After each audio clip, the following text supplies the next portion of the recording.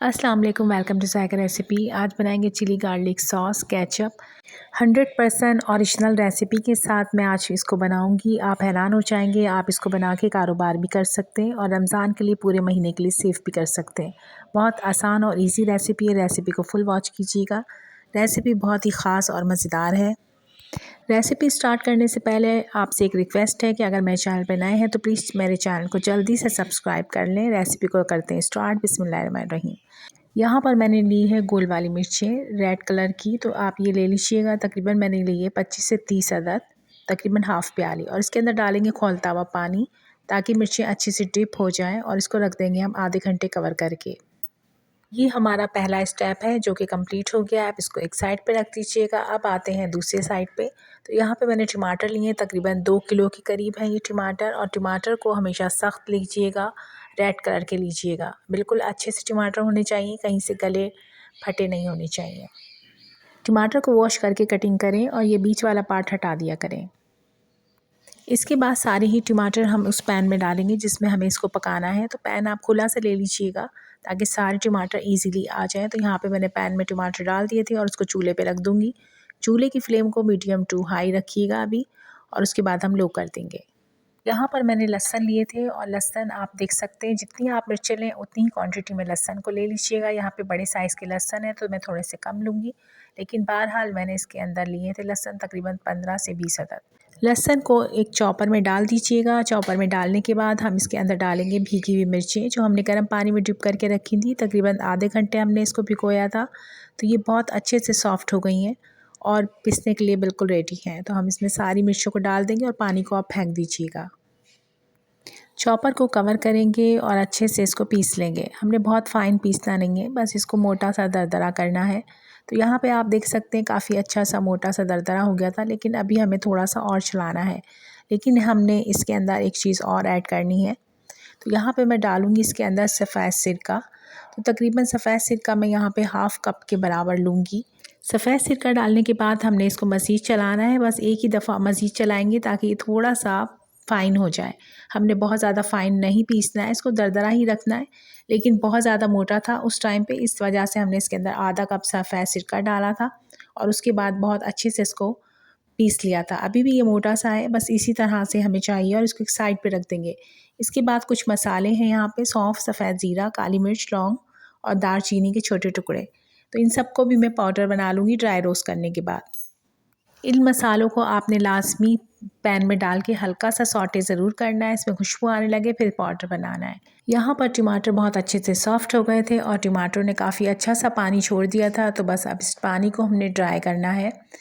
पानी को आपने लो फ्लेम के बजाय आप थोड़ी सी मीडियम हाई कर दीजिए और उसके बाद इसको कवर कर दीजिए ताकि, और बीच बीच में आपने लास्ट में इसको चेक करते रहना है। यहाँ पर टमाटर काफ़ी अच्छे से सॉफ़्ट हो गए हैं और काफ़ी अच्छे से सेट हो गए थे। पानी भी थोड़ा कम हो गया था, तो हम इसको पीस लेंगे। आप किसी भी मिक्सिंग जार में या आप जूसर वाले जग में इसको डाल के आसानी से पीस सकते हैं। तो मैंने भी यहाँ पर जूसर के जग में इसको डाला था और अच्छे से पीस लिया था। तो पीसने के बाद दोबारा से उसी पैन में शिफ्ट कर देंगे। शिफ्ट करने के बाद चूल्हे की फ्लेम को ऑन कर दीजिएगा। यहाँ पे हम कुछ और चीज़ें इसमें ऐड करेंगे क्योंकि केचप बना रहे हैं। तो यहाँ पे मैं 1 कप के बराबर इसमें चीनी ऐड कर दूँगी। चीनी डालने के बाद इसको अच्छे से मिक्स कर दीजिएगा। उसके बाद 1 चम्मच भर के इसमें नमक ऐड कर दीजिएगा। जो मसाले हमने ड्राई रोस्ट करके पीसे थे वो भी इसके अंदर ऐड कर दीजिएगा और इसको भी अच्छे से मिक्स कर लीजिएगा। मिक्स करने के बाद हम इसके अंदर अच्छे से कलर के लिए डालेंगे कश्मीरी लाल मिर्च का पाउडर तकरीबन 1 चम्मच के बराबर, और साथ ही इसके अंदर डालेंगे हम सौंठ, सूखी अदरक का पाउडर। सारे ही मसालों को डालने के बाद बहुत अच्छे से मिक्स कर लीजिएगा। मिक्स करने के बाद हम इसको कवर करेंगे तकरीबन 15 मिनट के लिए। मीडियम टू लो फ्लेम पे इसको बनाएंगे। अभी इसके अंदर जो पानी बच गया है वो भी ड्राई हो जाए और हमारा मज़ेदार सा केचप तैयार हो जाए। मज़ेदार सा केचप बना रहे हैं, बिल्कुल बाज़ारी केचप की तरह ही बना रहे हैं, बल्कि बाज़ार से कई गुना ज़्यादा ज़बरदस्त, क्योंकि आपको पता है यहाँ पे इसमें टमाटर आपने कैसे ऐड किए हैं।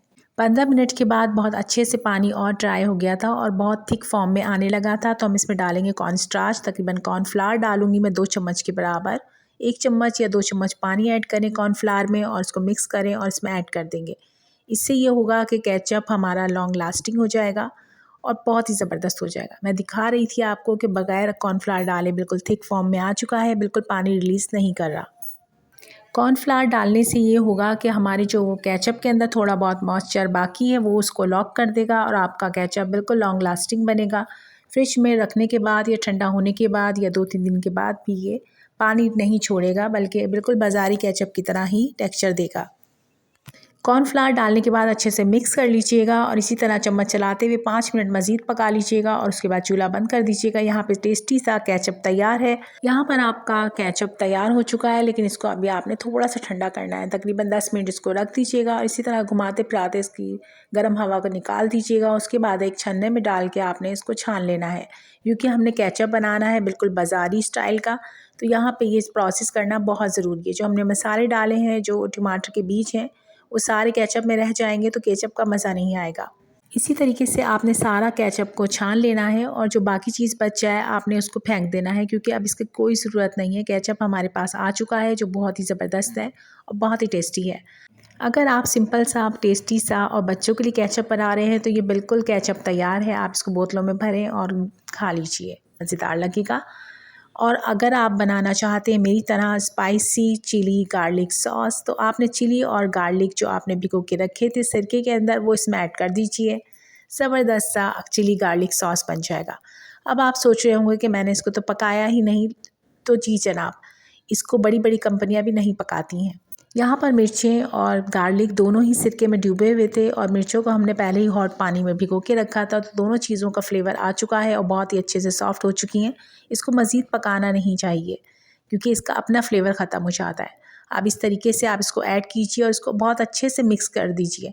मिक्स करने के बाद आप देखेंगे और हैरान हो जाएंगे कि ये बिल्कुल बाज़ार से भी कई गुना ज़्यादा मज़ेदार बनेगा। आप हैरान होंगे यकीनन इसको बनाने के बाद, क्योंकि ये वाकई बिल्कुल बाज़ार जैसा बना था। इसके हर बाइट के अंदर लहसुन के जो चंक्स आपके मुंह में आएंगे, इससे बहुत ही फ्लेवरफुल बनता है और बहुत ही हेल्दी भी बनता है, क्योंकि इसमें लहसुन शामिल है।